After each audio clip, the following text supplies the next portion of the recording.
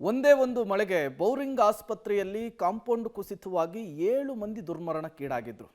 ಇದೇ ವಿಚಾರಕ್ಕೆ ಸಂಬಂಧಪಟ್ಟಂತೆ ರಾಜ್ಯ ಸರ್ಕಾರ ಜಿಲ್ಲಾಧಿಕಾರಿಗಳ ನೇತೃತ್ವದಲ್ಲಿ ತನಿಖಾ ಸಮಿತಿಯನ್ನು ಕೂಡ ರಚಿಸಿತ್ತು. ಈಗ ಇನ್ವೆಸ್ಟಿಗೇಷನ್ ಅನ್ನು ಜಿಲ್ಲಾಧಿಕಾರಿಗಳು ಚುರುಕುಗೊಳಿಸಿದ್ದಾರೆ ಅನ್ನೋದು ಗೊತ್ತಾಗ್ತಾ ಇದೆ. ಈ ಘಟನೆ ನಡೆದಿತ್ತಲ್ಲ, ಆ ಜಾಗಕ್ಕೆ ಇವತ್ತು ಜಿಲ್ಲಾಧಿಕಾರಿಗಳು ಭೇಟಿ ಕೊಟ್ಟು ಪರಿಶೀಲನೆಯನ್ನು ಕೂಡ ನಡೆಸಿದ್ದಾರೆ. ಬನ್ನಿ, ಕುರಿತಂತೆ ಒಂದು ವರದಿ ಇದೆ, ನೋಡ್ಕೊಂಡು ಬರೋಣ. ಬೌರಿಂಗ್ ಆಸ್ಪತ್ರೆ ಕಾಂಪೌಂಡ್ ಕುಸಿತ ದುರಂತದ ಸ್ಥಳ ಪರಿಶೀಲಿಸಿದ ತನಿಖಾ ತಂಡ. ಮರಣ ಮಳೆಗೆ ಬೆಂಗಳೂರಿನ ಬೌರಿಂಗ್ ಆಸ್ಪತ್ರೆಯ ಕಾಂಪೌಂಡ್ ಬಿದ್ದು 7 ಮಂದಿ ದುರಂತ ಸಾವಾಗಿತ್ತು. ಇಂದು ಘಟನಾ ಸ್ಥಳಕ್ಕೆ ಬೆಂಗಳೂರು ಜಿಲ್ಲಾಧಿಕಾರಿ ಜಗದೀಶ್ ನೇತೃತ್ವದ ತನಿಖಾ ತಂಡ ಭೇಟಿ ನೀಡಿ ಪರಿಶೀಲನೆ ನಡೆಸಿದೆ. ಪರಿಶೀಲನೆ ಬಳಿಕ ಪ್ರತಿಕ್ರಿಯಿಸಿದ ಬೆಂಗಳೂರು ಜಿಲ್ಲಾಧಿಕಾರಿ ಜಗದೀಶ್, ಮಣ್ಣು ಸುರಿದಿರೋದೇ ಮೇಲ್ನೋಟಕ್ಕೆ ದುರಂತಕ್ಕೆ ಕಾರಣವಾಗಿದೆ. ಸುರಿದಿದ್ದ ಮಣ್ಣಿನ ಒತ್ತಡ ತಡೆದುಕೊಳ್ಳುವಷ್ಟು ಗಟ್ಟಿಯಾಗಿ ಕಾಂಕ್ರೀಟ್ ಕಟ್ಟಡ ಇರಲಿಲ್ಲ ಅನ್ನೋದು ಗೊತ್ತಾಗ್ತಾ ಇದೆ. ತಾಂತ್ರಿಕ ತಂಡ ಬಂದು ಪರಿಶೀಲನೆ ಮಾಡಬೇಕು. ಪರಿಶೀಲನೆ ಮಾಡಿದ ಬಳಿಕ ಅಧಿಕಾರಿಗಳಿಂದ ಮತ್ತಷ್ಟು ಮಾಹಿತಿ ಪಡೆದು ವಾರದ ಒಳಗಾಗಿ ಸರ್ಕಾರಕ್ಕೆ ವರದಿ ಕೊಡಲಾಗುತ್ತೆ ಎಂದರು.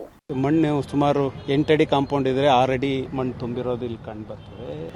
ಈ ಮಣ್ಣಿನ ಪ್ರೆಷರ್ಗೆ ಅದು ಸಾಕಾಗುವಷ್ಟು ತಡೆಗೋಡೆ ಇಲ್ಲ. ನಾರ್ಮಲ್ ಆಗಿ ಈ ತರ ಮಣ್ಣು ತುಂಬಬೇಕು ಅಂತಂದ್ರೆ ಕಾಂಕ್ರೀಟ್ ತಡೆಗೋಡೆಯನ್ನ ಹಾಕಿದ್ರೆ ಮಾತ್ರ ತಡೆಯುತ್ತೆ. ಇಲ್ಲ ಅಂತಂದ್ರೆ ಈ ತರ ಇಟ್ಟಿಗೆಗಳಲ್ಲಿ ಮಾಡಿರೋಂಥ ಯಾವುದೇ ಕಾಂಪೌಂಡ್ ಆಗಲಿ ತಡೆಗೋಡೆ ಆಗಲಿ ತಡೆಯೋದಿಲ್ಲ.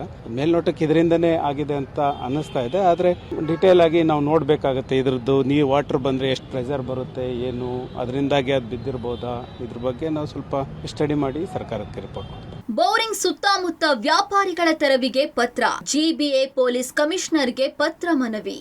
ಇನ್ನು ಬೌರಿಂಗ್ ಆಸ್ಪತ್ರೆ ಸುತ್ತಮುತ್ತ ವ್ಯಾಪಾರಿಗಳ ತೆರವಿಗೆ ಜಿಬಿಎ ಮತ್ತು ಪೊಲೀಸ್ ಕಮಿಷನರ್ಗೆ ಪತ್ರ ಬರೆಯಲಾಗಿದೆ. ಬೌರಿಂಗ್ ಆಸ್ಪತ್ರೆ ಆಡಳಿತ ಮಂಡಳಿಯಿಂದ ಬೆಂಗಳೂರು ನಗರ ಪೊಲೀಸ್ ಆಯುಕ್ತ ಮತ್ತು ಜಿಬಿಎ ಮುಖ್ಯ ಆಯುಕ್ತರಿಗೆ ಪತ್ರ ಬರೆದು ಆಸ್ಪತ್ರೆ ಗೋಡೆಗೆ ಟೆಂಟ್ ಹಾಕೊಂಡು ವ್ಯಾಪಾರ ಮಾಡ್ತಾ ಇದ್ದಾರೆ. ಮುಂದೆ ಅನಾಹುತ ಆಗೋದ್ ಬೇಡ, ತೆರವು ಮಾಡಿಸಿ ಅಂತ ಪತ್ರ ಬರೆಯಲಾಗಿದೆ.